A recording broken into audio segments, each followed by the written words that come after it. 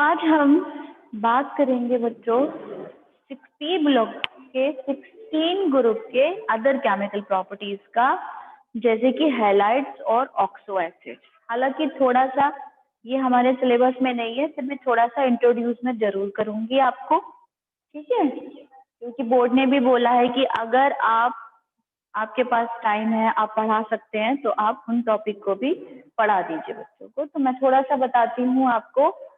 हम बात कर रहे थे chemical properties of the P block elements group 16 के। तो यहाँ पर हम बात करेंगे आज किसकी करेंगे बेटा? ऑक्साइड्स। तो हमने कल पढ़ लिया था ऑक्साइड्स और हाइड्राइड्स। मैंने बताया जैसे कि आप अभी ग्रुप नंबर 17 भी पढ़ेंगे, 18 भी पढ़ेंगे, तो ज्यादातर जो केमिकल प्रॉपर्टीज हैं ग्रुप की, वो 4 पार्ट्स में डिवाइडेड करके मैं आपको पढ़ा रही हूँ। First one is hydride, oxide, halides and oxo acids. ठीक है, तो आज हम बात करेंगे, मैंने ग्रुप 16 बना लिया है, इसके हैलाइड्स की।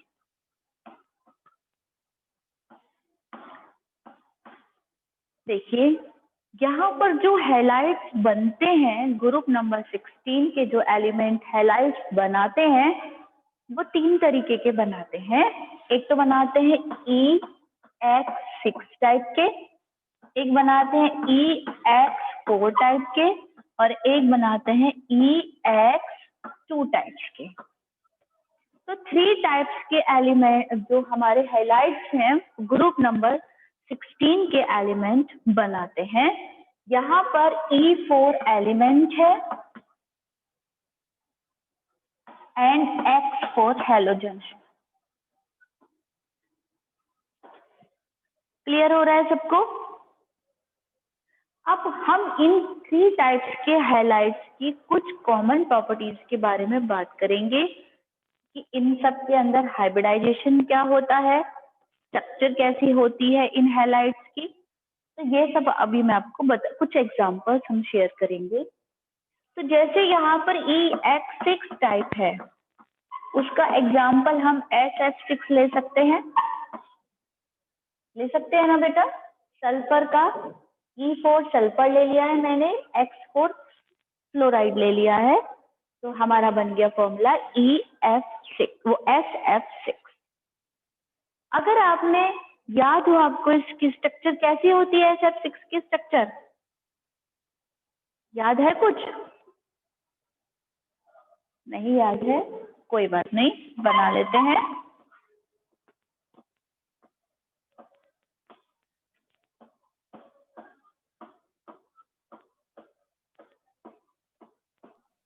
बेटा कैसी स्ट्रक्चर है ये? कैसी दिख रही है आपको? कौन सी दिख रही है? तो बेटा कहते हैं ऑक्टाहेड्रल, और इनके अंदर जो हाइब्रिडाइजेशन होता है वो होता है sp3d2। कॉमनली हम थोड़ा इंट्रोड्यूस कर रही हूँ मैं आपको। अगर हम बात करें EX4 की, तो EX4 में हम कौन सा ले सकते हैं? सिलिकॉन का SeF4 ले सकते हैं या SF4 ले सकते हैं। तो इनका जो हाइब्रिडाइजेशन है वो ज्यादातर कैसा होता है? sp3d टाइप का होता है, और ये ट्रायगोनल बायपिरामिडल स्ट्रक्चर शो करते हैं, जैसे हम PCl5 दिखा सकते हैं, है ना? उसी में होता है ना इक्वेटोरियल और एक्साइड बॉन्ड, उसी तरीके की शेप ये हमारे EX4 टाइप के जो हमारे हैलाइड्स हैं ग्रुप नंबर 16 के, वो फॉर्म करते हैं। EX2 टाइप के जो होते हैं वो sp3 हाइब्रिडाइजेशन शो करते हैं, और sp3 हाइब्रिडाइजेशन में शेप क्या होती है? अगर हाइब्रिडाइजेशन हमारा sp3 है तो शेप क्या होती है? बताइए स्टूडेंट। टेट्राहेड्रल। बिल्कुल सही, टेट्राहेड्रल शेप होती है, और एग्जाम्पल आप उसके अकॉर्डिंग रख सकते हैं टेट्राहेड्रल शेप में। तो ये हमारे हैलाइड्स का इंट्रोडक्शन हो गया। अगर हम यहाँ पर ऑक्सो एसिड्स की बात करें, तो ऑक्सो एसिड जो होते हैं वो कई तरीके के सल्फर जो है वो शो करता है। इस वाले ग्रुप नंबर 16 में ज्यादातर ऑक्सो एसिड्स जो है वो सल्फर के ही हैं। ठीक है, ये आपको कॉमन 4 तरीके के 4 टाइप्स के ऑक्सो एसिड सल्फर शो कर रहा है। मैम ईशा को कंफर्मेशन दे दीजिए। तो जो हमारा सल्फर है वो कितने तरीके के ऑक्सो एसिड्स बना रहा है बेटा? आपको पता है कितने तरीके के बनाता है? मैम 4। कौन कौन से? H2SO3 sulphuric acid, H2SO4 sulphuric acid, H2S2O8 इसका नाम क्या है? H2S2O8 का नाम क्या है? Carboxyl disulphide acid. H2S2O7 क्या है? Pyrosulphuric acid. Pyrosulphuric acid. तो हमें इन सब का स्ट्रक्चर बनाना है। मैंने आपको बताया था कई बार स्ट्रक्चर जो है वो सिलेबस पेपर में आता है, तो आप बना लेंगे। आपको कॉमनली H2SO4 की तो पता है, H2SO4 की पता है ना आपको? यहाँ पर S1 है, ऑक्सीजन 2 है, इस तरीके से डबल बॉन्ड से कनेक्टेड होंगे और एक रहेगा OH और दूसरा रहेगा OH। तो पूरा हो गया H2SO4। ये कॉमनली, क्योंकि जो सल्फर है उसका लिमिटेशन है कि वो एक्सपेंडेशन शो कर सकता है। तो यहाँ पर अगर सल्फर का वैलेंस इलेक्ट्रॉन इंक्रीज होता है तो कोई फर्क नहीं पड़ता, हो भी रहा है। 6 है, 7, 8, 9, 10, 6 है ना इसके पास। अब कितने हो रहे हैं? कैसे स्ट्रक्चर बनाओगे इसकी? ऐसे बनाओगे 1 2 3 4 5 6। ऑक्सीजन ले रहा है, ये भी ऑक्सीजन ले रहा है और यहाँ से एक ऑक्सीजन है, एक हाइड्रोजन है। दिख रहा है बेटा आपको सबको? Yes ma'am. तो बेटा ये इसका एक ले लेगा, इसका ऑक्टेट कंप्लीट हो जाएगा। ये इसका एक ले लेगा, इसका ऑक्टेट कंप्लीट हो जाएगा। और ये ऑक्सीजन एक सल्फर का लेगा और एक हाइड्रोजन का लेगा, तो इसका ऑक्टेट कंप्लीट, इसका ऑक्टेट कंप्लीट। ये दोनों कंप्लीट हो गए। ये इसके 2 लेगा तो ये कंप्लीट, ये इसके 2 लेगा तो ये कंप्लीट। अब सल्फर के देखिए कितने हो जाएंगे। सल्फर के अपने पास तो 6 है, एक ये वाले ऑक्सीजन का लेगा, एक इस वाले ऑक्सीजन का लेगा और 2 किस वाले ऑक्सीजन के लेगा? इस वाले ऑक्सीजन के। तो ऑल ओवर कितने हो गए बेटा? 12 हो गए।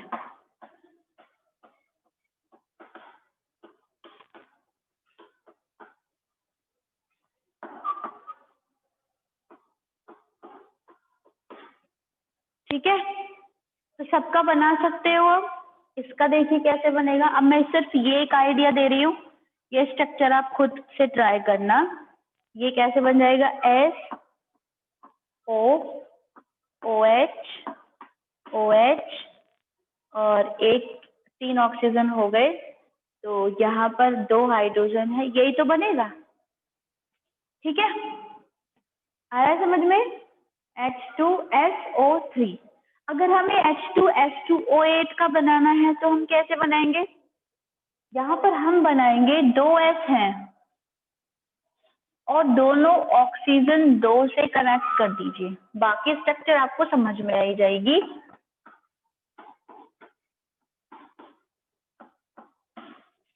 कितने ऑक्सीजन यूज हो गए? 1 2 3 4 5 6।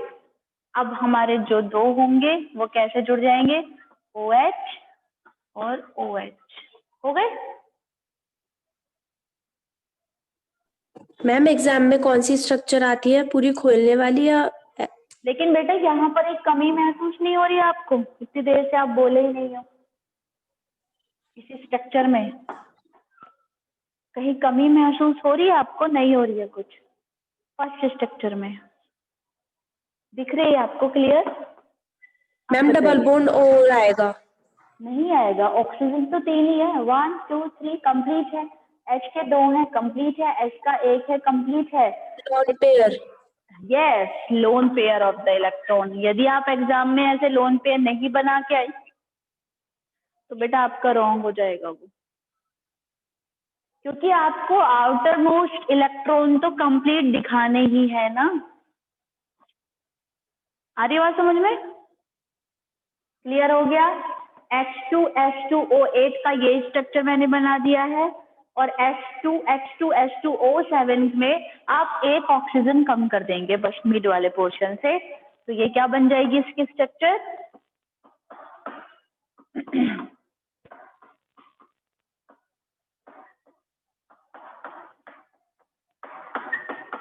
ये कोलियम की स्ट्रक्चर बना दी।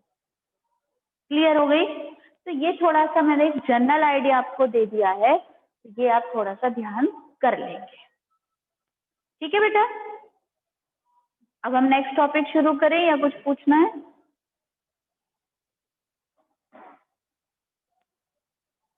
नेक्स्ट टॉपिक शुरू करें बेटा? मैम मैम एग्जाम में कौन सी स्ट्रक्चर आती है एक्सपेंड वाली? बनाई है ना, जब आपने जो फर्स्ट लेबोरेटरी मेथड है, अगर हम इस सबसे पहले हम लैब मेथड देखें, हम अब कंपाउंड्स की बात कर रहे हैं। कंपाउंड्स हम लेके चल रहे हैं dioxygen. Dioxygen is the compound of the oxygen का है ना, O2 की फॉर्म में भी वो स्टेबलाइज करता है। तो मेथड ऑफ प्रिपरेशन में सबसे पहले हम देख रहे हैं लैब मेथड। लैब मेथड जो है वो कॉमनली जो हमारी बनती है ऑक्सीजन, वो कैसे बनती है लैब में पता है आपको? जब हम डीकम्पोजिशन कर देते हैं किसी भी जो ऑक्सीजन रिच कंपाउंड्स होते हैं उनका हम डीकम्पोजिशन कर दें तो हमारी ऑक्सीजन बन जाती है। जैसे बेटा मैं 2KClO3 को ब्रेक कर दूं तो क्या ये बना देगा oxygen? Sorry, yes ma'am. 2KClO3 MnO2 की प्रेजेंस में और 420 केल्विन टेम्परेचर पर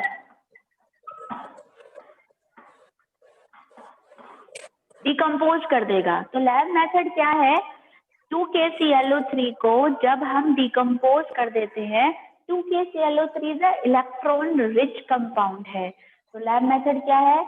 इलेक्ट्रॉन रिच कंपाउंड को डिकम्पोज कर दो, तोड़ दो, तो आपका O2 बन जाएगा। तो O2 तो बन गया, अब क्या बचा है? 2KCl और क्या बचा है? 2KClO बचेगा, क्या बचेगा? KCl। ठीक है, अब हमें पता है 2KClO कुछ भी नहीं होता, KCl की फॉर्म में वो स्टेबलाइज करता है। तो यहाँ पे ऑक्सीजन के 6 करने हैं तो हम 3O2 कर देंगे, बस ये है लैब मेथड। ठीक है, समझ आ गया? Yes, तो ma'am. डाई ऑक्सीजन का लैब मेथड है इलेक्ट्रोड रिच कंपाउंड। जैसे हमने पोटेशियम क्या लिया है, ClO3 को क्या बोलते हैं? क्लोरेट। पोटेशियम क्लोरेट को MnO2 कैटलिस्ट की प्रेजेंस में हीट करते हैं, उसको डिकम्पोज कर दें, तोड़ दें, तो वो KCl बनाता है, साथ में डाई ऑक्सीजन भी बना देता है लार्जर अमाउंट में। ये हमारा लैब मेथड है। ठीक है, अगर हमें इंडस्ट्रियल स्केल पे बनाना हो, बहुत लार्ज स्केल पे बनाना हो, तो हम कैसे बनाएंगे बच्चों? आपने देखा है ये डिकम्पोजिशन हम किसका कर देते हैं? वाटर का डिकम्पोजिशन कर देते हैं ना, हीटिंग प्रोसेस करते हैं, डिकम्पोज कर देते हैं, तो एक 2H2 प्लस O2 में टूट जाता है। तो यहाँ से बन जाएगी इंडस्ट्रियल स्केल पे वाटर के थ्रू। ठीक है, क्लियर? क्लियर हो रहा है सबको? तो ये हमारा Yes, ma'am. इंडस्ट्रियल या लार्ज स्केल पे हमें बनाना हो तो हम बना सकते हैं। तो ये हमारा बनता है स्मॉल पे, क्योंकि आपको पता लैब में आप कितना बना सकते हो, बहुत कम अमाउंट में बना सकते हो ना। तो ये हमारा स्मॉल स्केल पे बनते हैं जो लैब मेथड्स होते हैं, और इंडस्ट्रियल स्केल पे आप वाटर को डिकम्पोज करके भी बना सकते हैं। अब हम बात करते हैं प्रॉपर्टीज की।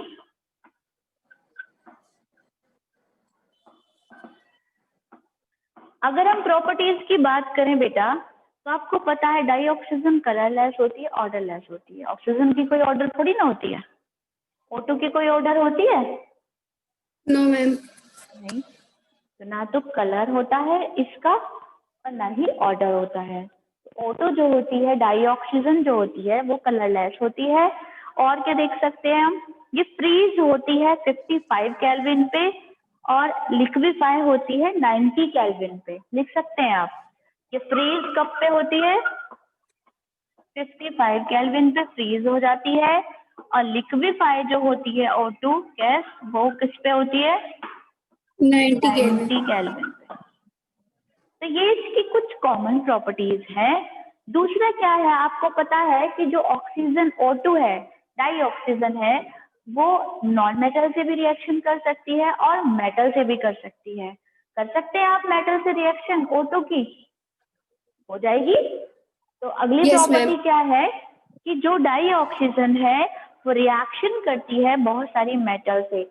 आपको पता है Al से मैं O2 की रिएक्शन करा सकती हूँ ना, और Al2O3 बना सकती हूँ। आपको पता ही है कि जो डाई ऑक्सीजन है वो बहुत सारे मेटल्स या नॉन मेटल के साथ जुड़ता है तो वो ऑक्साइड फॉर्म करता है ना, ऑक्साइड फॉर्म। तो अगर एल्यूमिनियम मेटल के साथ डाई ऑक्सीजन ऐड हो रहा है तो वो एल्यूमिनियम ऑक्साइड ही तो बनाएगा। इट्स क्लियर और नॉट? Yes, ma'am. आ रहा है ना समझ यस में आपको? मैम। ये डाइऑक्सीजन की प्रॉपर्टी है। डाइऑक्सीजन की प्रॉपर्टी क्या है? ये बहुत सारे मेटल्स और नॉन मेटल्स के साथ मिलकर ऑक्साइड फॉर्म करता है। फॉर एग्जाम्पल, जब मैं ले रही हूँ कि ये एक मेटल एल्यूमिनियम के साथ रिएक्शन कर रहा है तो ये क्या बना रहा है बेटा? Al2O3 तो बनाएगा। फॉर्मूला तो आपको पता है ना भाई, Al और O ये जुड़ रहे हैं दोनों। Al की वैलेंसी होती है 3, ऑक्सीजन की होती है 2। जब भी फॉर्मूला बनेगा तो Al2O3 तो बनेगा। अब मुझे Yes, ma'am. को बैलेंस करना है। बैलेंस करने के लिए मुझे क्या करना पड़ेगा? अब 3 पे तो बैलेंस नहीं हो पाएगा कोई भी चीज, तो मुझे यहाँ पे 3 करने पड़ेंगे। अब मुझे 3 कर दिए मैंने, तो मुझे क्या करना पड़ेगा? यहाँ पे 2 करना पड़ेगा और यहाँ पे 4 करना और पड़ेगा। 4 Al. आगे समझ में? तो 4Al plus 3O2 gives 2Al2O3। ठीक है।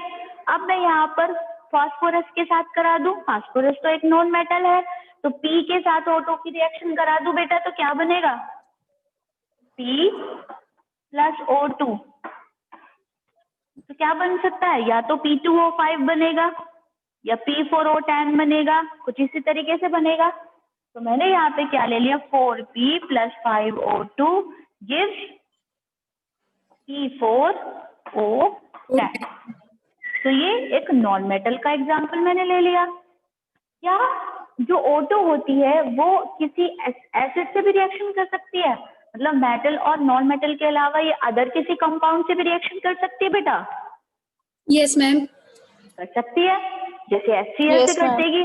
HCl एक एसिड भी है लेकिन कंपाउंड भी है, तो HCl के साथ O2 की रिएक्शन होगी तो क्या बन जाएगा? Cl2 बन जाएगा और वाटर बन Cl2 जाएगा। plus H2O. Ma'am sodium hydroxide के साथ भी कर सकती है। सोडियम हाइड्रोक्साइड के साथ नहीं कर, ये कर देख लो करके आप, करेगी नहीं करेगी? NaOH के साथ करेगी तो नहीं, फिर भी आप देख सकते हैं। ठीक है, ऐसे एक्सपेरिमेंट आप कर सकते हैं, आपके लिए ज्यादा अच्छा है। फिर हम आगे ट्रेंड बढ़ते हैं तो हमें पता है कि जब dioxygen metal, non metal या अदर किसी कंपाउंड के साथ जुड़कर ऑक्साइड्स बनाती है तो वो ऑक्साइड्स हमारे कई तरीके के होते हैं, जैसे acidic in nature, basic in nature and amphoteric in nature. पता है ना आपको? जो सारे हमारे ma'am. नॉन मेटल्स होते हैं, वो नॉन मेटल्स जो होते हैं वो क्या करते हैं? वो कौन से ऑक्साइड्स बनाते हैं? एसिडिक ऑक्साइड्स बनाते हैं।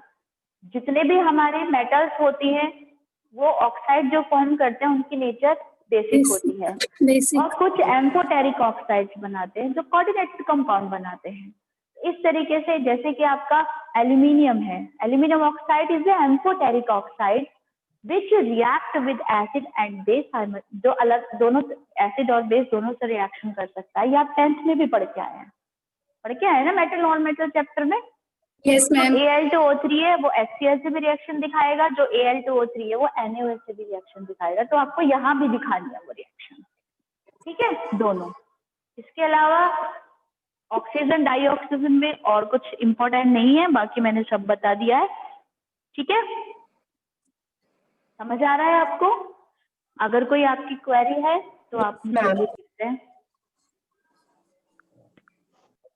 तो अगर हम ऑक्सीजन के सेकंड कंपाउंड की बात करें तो वो एग्जिस्ट करता है ओजोन की फॉर्म में, और ओजोन का फॉर्मूला होता है O3, और ये रेजोनेटिंग स्ट्रक्चर शो करता है O3। इसकी स्ट्रक्चर बहुत इंपॉर्टेंट है, जो कि आपने बना ली होगी इस तरीके से, ठीक है। तो ये ओजोन की रेजोनेटिंग स्ट्रक्चर है बेटा, ठीक है।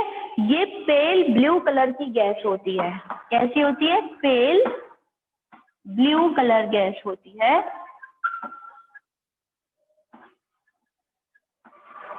ओजोन, ओजोन का आपको डेप्लिक्शन पता है, ओजोन का आप स्ट्रेटोस्फीयर में प्रेजेंट होती है ओजोन, ये आपको अच्छे से पता है। ओजोन में डेप्लिक्शन हो रहा है, ओजोन का क्या बेनिफिशियल हमारे यूज है, हम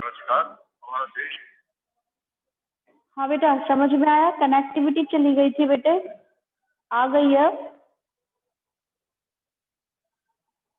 यस मैम। तो ये कैसे वर्क करेगा? अगर मैं इसको ब्रेक करती हूँ तो O3 break O2 plus O, तो ये है नेसेंट ऑक्सीजन, इसी की वजह से ये पावरफुल ऑक्सीडाइजिंग एजेंट की तरह वर्क करता है। ये इसकी मेन प्रॉपर्टीज है बेटा, ठीक है, ये पढ़िए आप।